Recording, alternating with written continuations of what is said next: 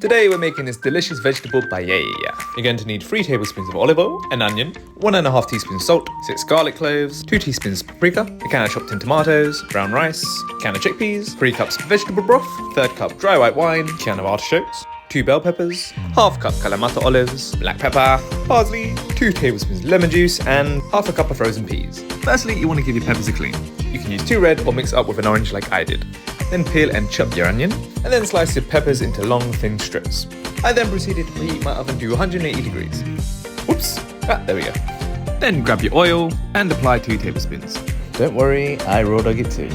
Give her a swivel, and then heat her up until she starts to shimmer. Brilliant! 10 minutes later, my oil still wasn't shimmering, but I couldn't be asked to wait any longer. Oh, stinky. Anyway, take out, add onions, pinch salt, put back, bosh. Round of applause. Where you going? There we go, thank you.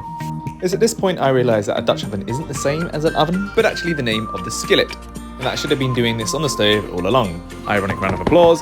Thank you again. In my defence, why the hell is it telling me to preheat the oven before cooking this other stuff? I swear all these cookbooks are made by these evil girls cook. Anyways, add 2 teaspoons of paprika. I just added the rest in the pot because it looked like 2 teaspoons, but it ended up being more like 2 tablespoons, but whatever. Then grab your 6 minced garlic cloves. I hate chopping up 1 garlic clove, let alone 6, so I'm just going to let the jar do it for me. 6 teaspoons should replicate it perfectly. Give it a mix, and it should look nice and, like this thing. Now you want to add your chopped in tomatoes, and then give her a whiz. Then measure up 2 cups of rice, quick shower, and then add it to your dish. I added a bit more rice because it didn't look like enough, and then it looked like too much. Prepare yourself, this next part's a nightmare. Grab your kettle, fill it with water, and bring it to boil. Meanwhile, drain your chickpeas and add them to the dish. I felt like being racist today. Get out of here. I then filled my measuring jug with 3 cups of hot water, which is about 600 mils. Crumble in your veggie stock and whisk away. Once your broth is ready, add it to your dish. Quick stir, then grab a 1/3 cup of the white wine. Make sure you don't drop it. Oh, okay, well then watch your head on the way back up. Beep. Pour in the wine, add that to your dish. You can also substitute this for veggie broth if you prefer. Another mixy poo. Sprinkle in 1 teaspoon of salt, and then bring the dish to boil. Appliance cooling down, no you're not. Heat your oven to 180, and then grunt for joy. Slap a lid on your Dutch oven, plonk, and then transfer it to a proper oven. Bake for 50 to 55 minutes on the middle shelf. You'll see why soon. And there we go, we're all done. Joke! Jesus, penis. You thought you could rest? LOL! Get off your lazy ass and grab yourself a baking tray. And then line it with some parchment paper. Slide in your sliced peppers, then grab and drain your can of artichokes. In all honesty, I don't actually think I've ever eaten one of these before today, so yeah, tick that off the bucket list. Anyways, no more mucking about. Big knife. You want to cut your artichokes into... No, wait, put it there. You want to cut your artichokes into bite-sized pieces, so quarters for a little mouth and half if you got a big gob. I opted for the quarters, and then I added it to the tray. Now Kalamata... Oh, fuck, hold on. Steady. Okay, we good. Measure out 1/2 cup of olives. Pit them if they aren't already, and then cut them into halves. Add them to the rest of your goodies. Then add 10 twists of freshly ground black pepper.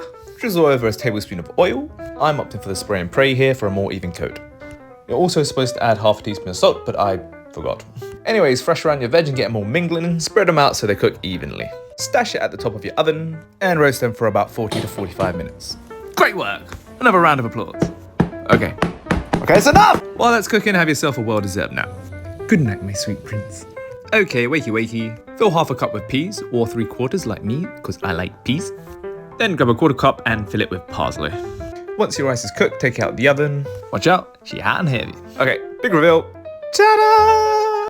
Give her a mix, cause why not? And then sprinkle in your frozen peas.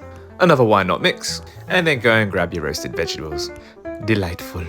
Next, you want to sprinkle over your 1/4 cup of parsley. The recipe does use fresh, but I didn't have that. So I ended up using closer to 1/8 of dry parsley instead. Parsley's cool, but not that cool. Then sprinkle over 2 tablespoons of lemon juice, followed by a bit of salt and a bit of pepper. Then mix up with whatever you got laying around, and then add it to your paella. Turn your stove back on to simmer, give her a stir. Looking back, the recipe said not to cover the pot, but I did anyway.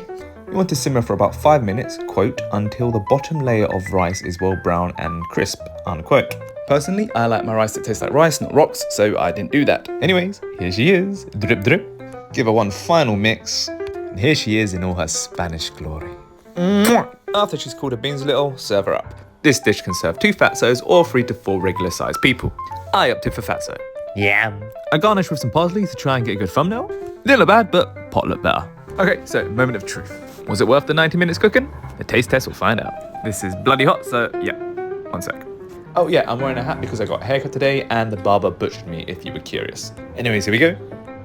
And it's still already hot. Take your time. Okay, chill. You good? Okay, great. It finally cooled down in my mouth and I could taste something other than burning. Not gonna lie, I think I missed the burning. This shit tastes like the sea. I did way too much salt. However, the more I tried it, the better it got. Likely because my body was trying to replenish all the salt I lost sweating my ass making this. Overall, 7 out of 10. I know this is meant to be a vegetarian dish, but I bet this would go really good with chicken. Anyways, let me know in the comments if you try out this dish, and if your fingernails really stunk after or it was just mine. Till the next video, I hope you were all entertained.